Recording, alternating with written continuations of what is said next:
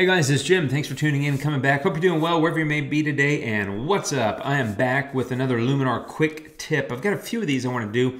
And what I'm going to do in the next few videos, they're maybe not all going to be in a row, but the next few quick tip videos is take two different filters that seem kind of similar or maybe sound kind of similar, but do maybe kind of different things, and they get a little confusing, and try to help you figure out, and sometimes help me figure out what the differences are between them, why you should use one or the other.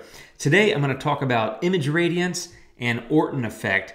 I use them both. Sometimes I use them both together, like in today's photo, and I'm going to dig into that. So let me show you the image we're talking about. Here it is.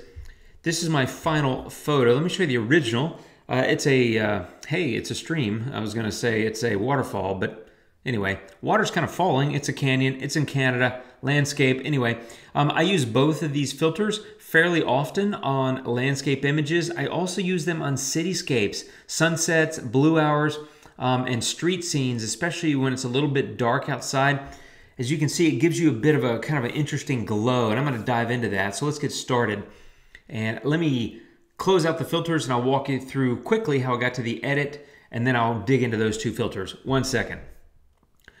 Okay, here's my base layer, and all I did here, there's a number of different filters. I just used one of my presets. I went into my London calling, and I used Mind the Gap, and I thought it looked good. And so truthfully, I'm not gonna spend all the time walking through all the different steps here, because I only had to click on one thing, and that was a preset. That's why I like presets. It's got a lot of stuff in it: tone, saturation, and vibrance. Vibrance. I said violence a few videos ago, and I keep tripping over my tongue trying to say that again, but I'm not gonna, I don't think. Anyway, polarizing filter, clarity, and accent AI. So just a quick, one click kind of boom, and I got what I consider a really good starting point. I love the water. I like the shape of the river or this stream coming down the mountains. And it was maybe a 2-second exposure. I don't remember, but you can see the water flowing. So I love that movement and the fluidity of the water sort of juxtaposed against that really crisp kind of rock that's in the foreground and the stuff on the far bank.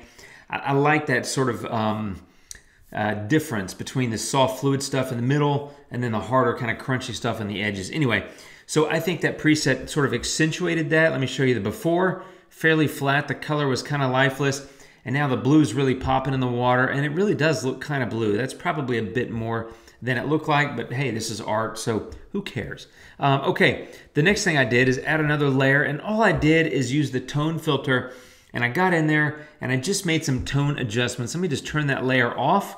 So before, you can see it's a little bit brighter, and after, a little bit darker. Not a whole lot of change here. If you look at the sliders on the tone filter, a slight bump in exposure, 20 in contrast. I took smart tone down and I took highlights down, and that was really it. I think some of it, if I turn this off, if you look at the water, it's a little too bright. I want it to stay bright. It is the core of the image, but I don't want it to be overly bright. So that was one of the reasons I took it down.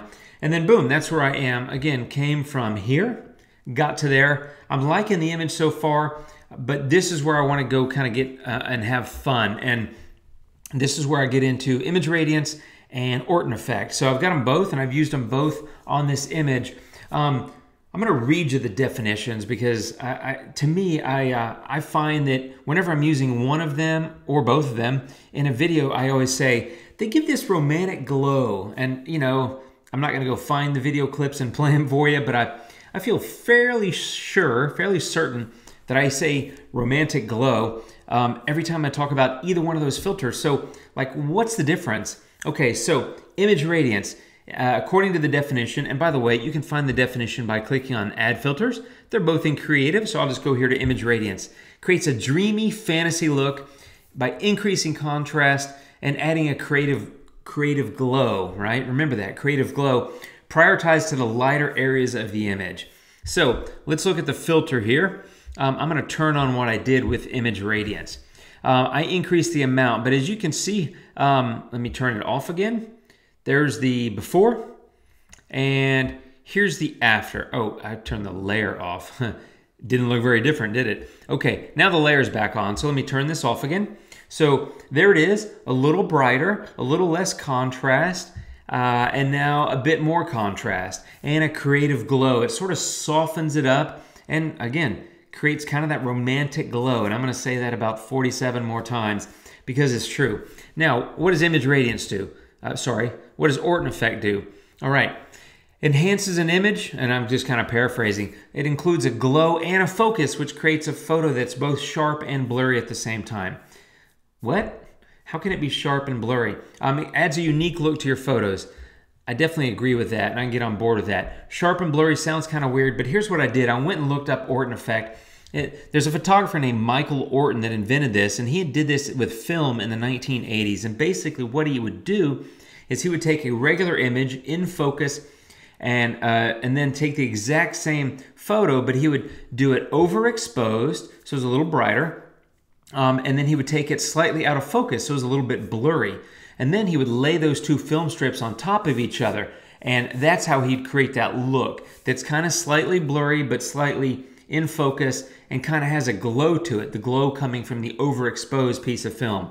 So now we, of course, just do that digitally, and we just do it with a slider because that's what the Orton effect is. So let me turn that on, and then watch the photo change. I don't know if you could tell, it got a little softer, and it got a little glowy. Let me turn it off, right? A little brighter, a little less glow, a little less romance. Even though I've got image radiance, I don't have it really high. I have it on 35. But Orton, here we go. I add that, and boom. Now, the difference is that you can actually add, what am I looking at? I need to look at the filter. You can actually add contrast on the Orton effect. So you can adjust the amount of contrast. In image radiance, it increases contrast, but there's not a contrast slider. So you got smoothness, right? You got softness down here. Not a whole lot of difference there, smooth and soft, right? You got brightness and shadows here. You got brightness and contrast here. Contrast will increase the shadow.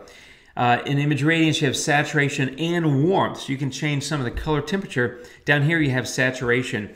And so for me, I use both. And sometimes one will look better than the other, and I might just use it. Or sometimes I use them both, like in this case, where I've actually stacked image radiance and Orton effect together to get the look that I wanted. What's the look that I wanted?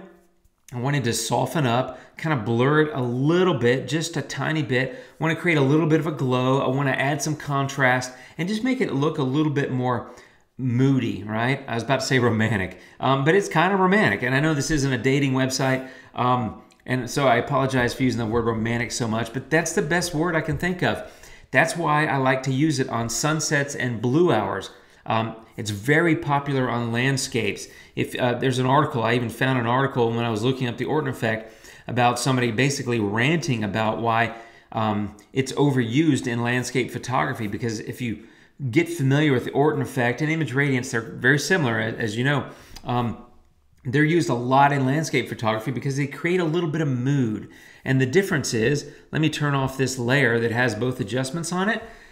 There's a landscape photo without any of this moodiness or romanticism, I guess is the word, without the romantic glow added. And it's kind of crispy. It looks kind of like an HDR, even though it's not. It's a single exposure.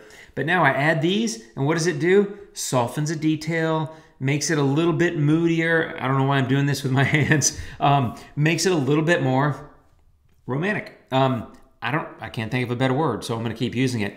That's what's great about it. So I use them in tandem. I use them on a lot of my cityscapes. I'll include them in my presets on some of my cityscape presets and different presets that I've made because I like them. They're great for enhancing mood. And you know, if you have a flair or a desire to have a flair for the dramatic in your photos, they are great filters to use to add a little bit of drama.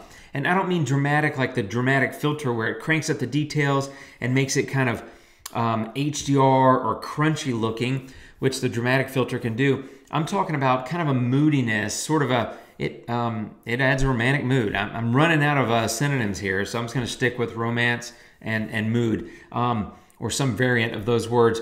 Anyway, that's it on these two. It's just a quick tip. The point really is they're similar and yet different, right? You get a little bit more blur out of the Orton effect, and you can increase the contrast, therefore you can get a little bit more contrast out of the Orton effect too. But I use them both. I love them both. I think they're very complementary to each other, even though they seem to do the same thing on the surface. Adding them both to this photo got me to this final sort of moody, sort of romantic interpretation, sorry.